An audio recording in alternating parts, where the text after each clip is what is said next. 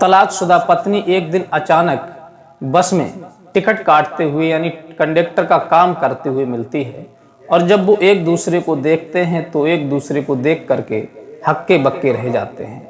नमस्कार, मैं हूँ रितेश कुमार। स्वागत है पुनः एक बार फिर आप सभी दर्शकों का।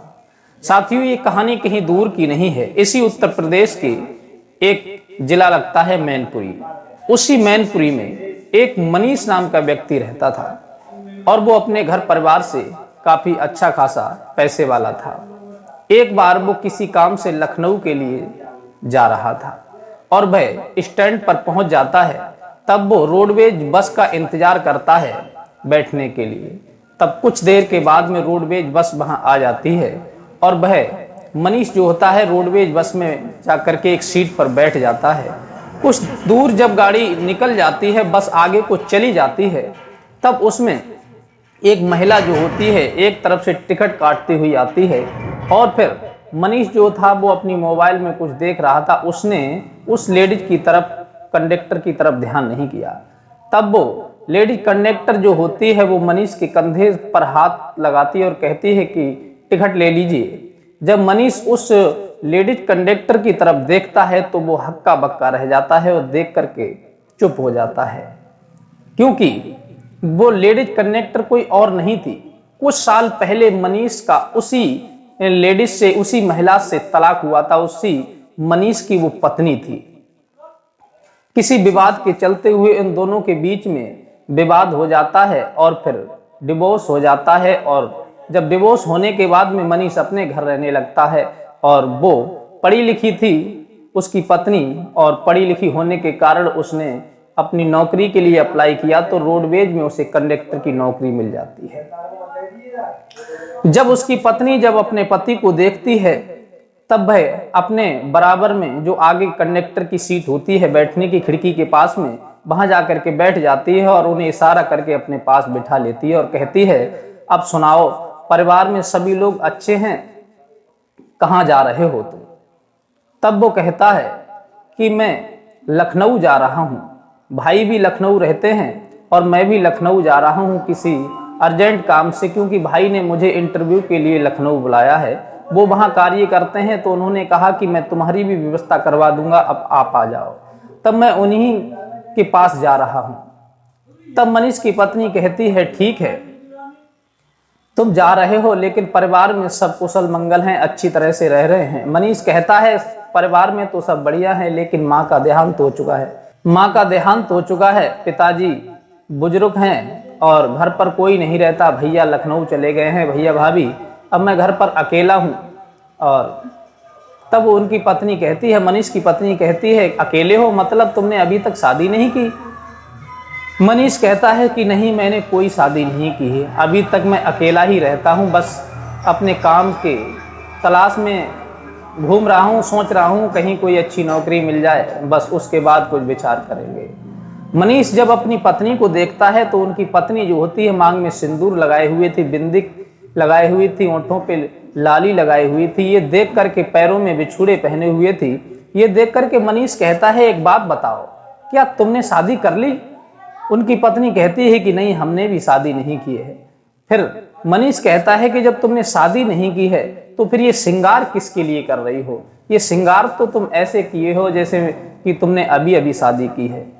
उसकी पत्नी कहती है कि श्रृंगार, एक सुहागिन स्त्री के लिए श्रृंगार ही तो बहुत महत्वपूर्ण चीज होती है और ये श्रृंगार ना तो जल्दी मिटाया जाता है और ना जल्दी किया जाता है। मैं तुमसे दूर जरूर हो गई हूँ, मैं तुमसे दूर जरूर हो गई हूँ, इसका मतलब ये नहीं है कि तुम मेरे पति नहीं रहे। मैंने तुम्हारे नाम का श्रृंगार किया था। दूर होने से ये नहीं होता है कि पति नहीं रहता। ये श्रृंगार तो उसी दिन मिटाया जाता है जब पति का देहांत हो जाता है। लेकिन मैं तुमसे इतना प्रेम करती हूँ, इतना लगाव रखती हूँ कि मैं तुमसे दूर होते हुए भी मैं तुम्हें अपने पास महसूस करती हूँ और तुम्हें ही अपने पति का दर्जा देती हूँ। इस वजह से ये श्रृंगार केवल तुम्हारे नाम का करती हूँ। ये बात आपस में वार्तालाप चल रही थी। तब रोडवेज जो होती है एक ढाबे पर रुक जाती है और ढाबे पर रुकने के बाद में सभी यात्री जो होते हैं इधर उधर के लिए चले जाते हैं। कोई नाश्ता करता है तो कोई टहलने चला जाता है, कोई कहीं चला जाता है। लेकिन दोनों जो होते हैं एक जगह पर जाकर कुर्सी पर बैठ जाते हैं और आपस में वार्तालाप करने लगते हैं। और उसी मनीष की जो पत्नी कंडक्टर होती है वो होटल से कुछ खाने के लिए मनीष को मंगाती है। दोनों लोग आपस में बैठ करके नाश्ता करते हैं और बहुत सारी बातें करने लगते हैं। तब उसकी पत्नी पूछती है कि आखिर तुम्हें भी विवाह कर लेना चाहिए, क्योंकि तुमने पहले तो मुझे बहुत परेशान किया, बहुत तंग किया था और बात बात पर मुझे मारते थे, गाली देते थे और मैं तुम्हारे लायक नहीं थी, तो तुमने फिर मुझे डिवोर्स दे दिया। फिर तुम्हें अकेले जीवन काटने की क्या जरूरत है, आनंद के साथ अपना दूसरा विवाह करके रहते। मनीष कहने लगा, नहीं, तुम्हारे चले जाने के बाद में मुझे बहुत अफसोस हुआ।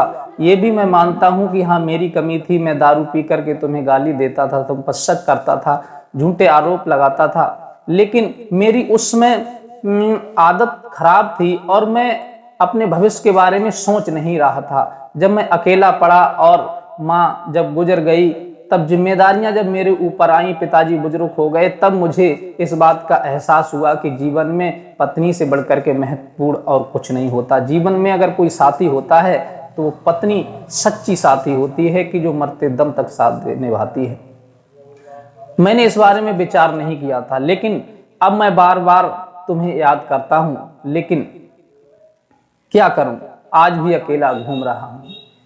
ये बातें होने के बाद में फिर रोडवेज में दोनों बैठ जाते हैं, सारी सवारियां बैठ जाती हैं और रोडवेज जो होती है लखनऊ के लिए रवाना हो जाती है।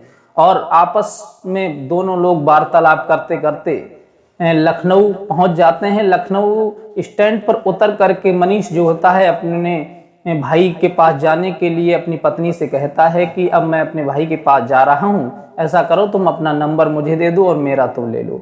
एक दूसरे का नंबर एक दूसरे को ले लेते हैं और दे देते हैं। उसके बाद में मनीष वहां से चला जाता है अपने भाई के पास में, और मनीष जो होता है अपनी पत्नी, वो कंडक्टर जो होती है तलाकशुदा, उससे फोन पर फिर वार्तालाप करने लगता है। और फिर उसकी पत्नी भी उसे बार बार फोन करके उसके हालचाल पूछती रहती है।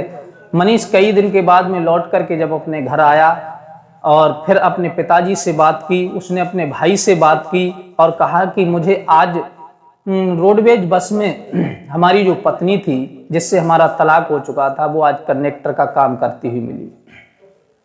अगर आप सभी की इच्छा हो तो मैं उसे दोबारा से इस घर में लाना चाहता हूँ। सभी ने कह दिया कि बेटा, तुम्हारी जिंदगी का फैसला है, तुम्हारी जिंदगी की बात है, तुम जैसा चाहो वैसा कर सकते हो, और वैसे भी तुम्हारी पत्नी है और हमेशा तुम्हारी गलती रही थी, वो बेचारी की कोई गलती नहीं थी। ये सारी बातें सुनने के बाद में मनीष अपनी पत्नी को फोन लगाता है और कहता है कि घर वालों ने कह दिया है कि बहू को लेकर के घर आ जाओ और मैं तुम्हें लेने के लिए आ रहा हूँ। मनीष जो होता है अपने सारे घर की अनुमति लेने के बाद में और अपनी पत्नी को फोन लगा करके उसके स्थान पर पहुंच जाता है और कहता है कि अब मुझे क्षमा कर दीजिए, मुझसे बहुत बड़ी गलती हो गई, क्योंकि मैंने उसमें विचार नहीं किया था और आज मुझे तुम्हारी जरूरत है, आज मुझे तुम्हारी जरूरत है और मुझे अकेलापन तुम्हारे बिना महसूस हो रहा है, अपना जीवन सूना महसूस हो रहा है, इसलिए तुम मेरे साथ चलो।